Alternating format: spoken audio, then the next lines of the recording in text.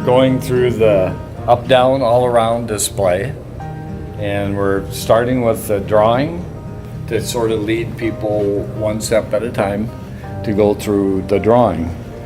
And so that shows this, and there's paper and pencils here for people to use.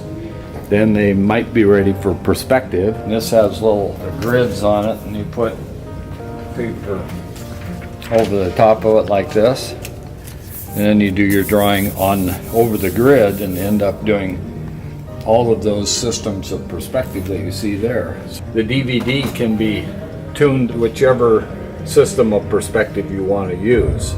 There's another little section here too that they take one of my 4 points. We've reproduced it 3 times, and you can actually color it in, put it together like a cylinder like this one, or you can twist it one time and you get a little Mobius strip. Let's go over this way and see the different optical illusions that I've played with over the years.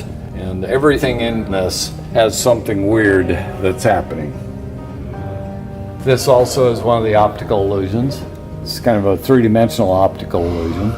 This is for kids to put their heads up inside here, like this. And then you spin this around and you see the world spinning around you. It's like you're turning a circle. It makes me dizzy. And then over here, this is what I did was I took the Earth and flattened it into a tetrahedron like that. And that's what this is about. It's a repeated pattern. There's 7 different Earths on this shape. Any 4 of these lined up make up a complete Earth. But you can go from here 4 this way too, and it makes up a complete Earth.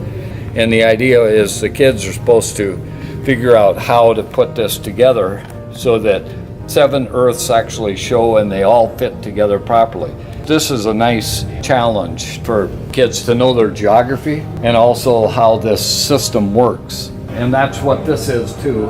But these are all magnetic, so they just stick on the wall. And this shows the same thing, but in a more artistic way, is when you lay these out flat, they'll fit together in lots of different ways.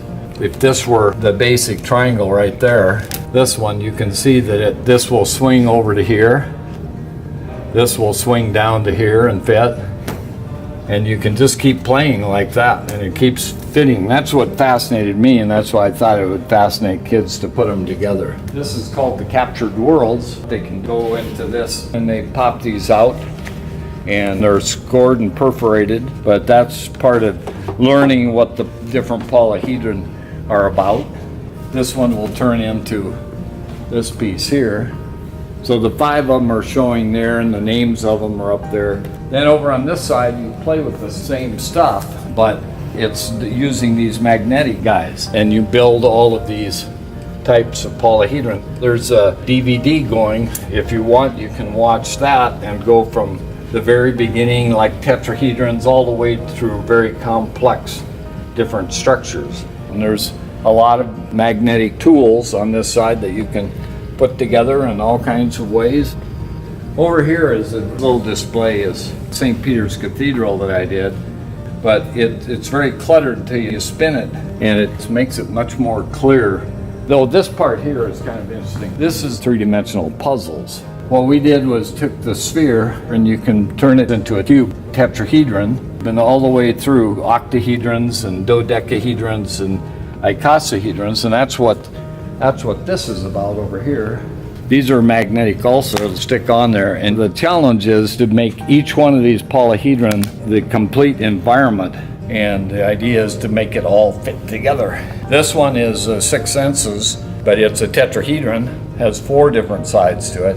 So these are just laying down here, and the kids have to figure out which way do you put this together. This is the matter of getting that whole environment of the baseball diamond. This is 12 pentagons of the Pantheon in Rome. So it's a very hands-on display that kids all the way to senior citizens can get into this. Once people give themselves permission to kind of play, these really are a lot of fun to mess around with.